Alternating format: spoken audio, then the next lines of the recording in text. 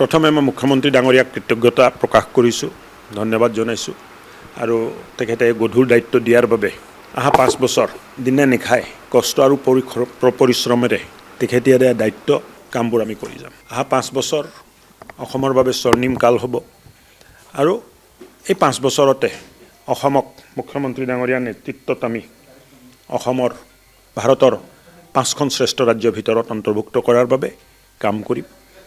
বহুত সপোন আছে মুখ্যমন্ত্ৰী ডাঙৰীয়াৰ, প্ৰগতিশীল অসম, বিকশিত অসম, সুৰক্ষিত অসম, আত্মনিৰ্ভৰশীল অসম, এই বহুখিনি কাম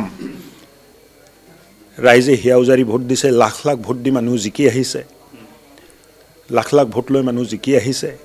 ৰাইজৰ বিশ্বাস ভাৰতীয় জনতা পাৰ্টি আৰু মুখ্যমন্ত্ৰী ডাঙৰীয়াৰ ওপৰত অক্ষুণ্ণ থাকক, তাৰ বাবে আমি কাম কৰিম আৰু মই ভাবোঁ যে 5 বছৰত এক ভাল পৰিস্থিতিলৈ অসমক আমি লৈ যাব পাৰিম। মুখ্যমন্ত্ৰী ডাঙৰীয়াই যোৱা মন্ত্ৰীসভাত স্থান দিলে, এই মন্ত্ৰীসভাতো স্থান দিলে।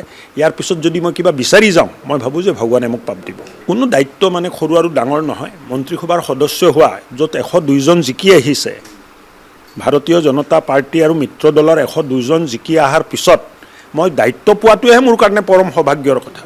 তাৰপিছত আৰু মানে বিভাগ বিচাৰিম, তাৰপিছত আৰু বেলেগ দায়িত্ব বিচাৰিম, পাপে চুব মোক। মুখ্যমন্ত্ৰীয়ে যি দায়িত্ব দিয়ে, মুখ্যমন্ত্ৰীয়ে যি কাম কৰিব দিয়ে, নিষ্ঠা সহকাৰে কৰিব।